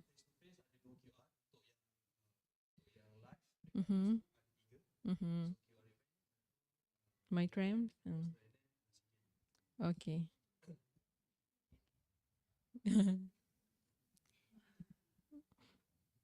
Untuk makluman yang join melalui live, ada 3 QR yang perlu scan, iaitu My Trams, borang penilaian dan sijil penyertaan. Untuk yang berada di Dewan ni ada 2, iaitu untuk borang penilaian dan sijil penyertaan.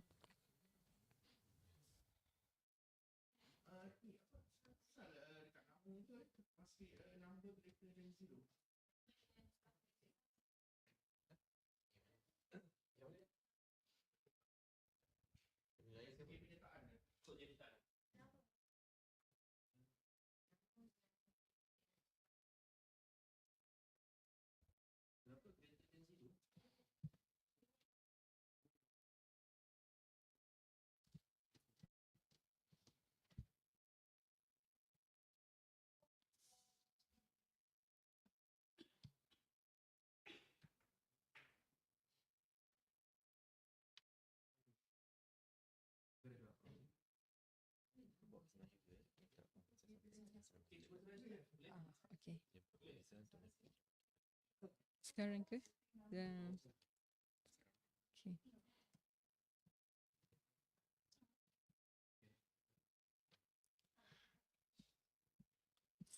Dijemput kepada Puan Hariza untuk menyampaikan cenderamata kepada Profesor Dr. Rosalina.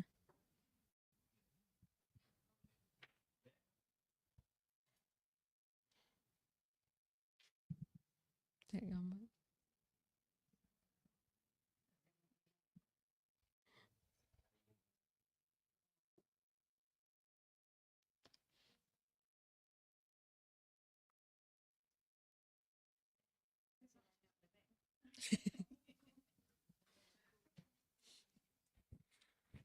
Okay. Dah. Nak tolak meja. Nak tolak meja kan? Okay. Okay. Okay, dijemput kepada semua peserta untuk ke hadapan untuk kita adakan sesi bergambar. Rasanya, ya, Cik Sabian, duduk ke berdiri?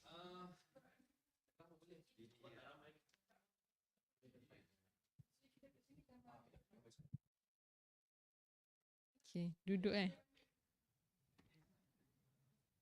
Okay, dijemput kepada semua peserta.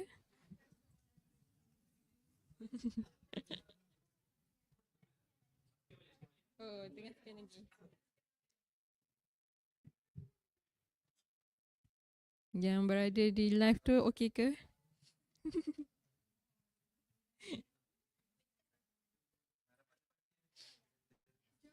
Okay, ke depan. Jemput.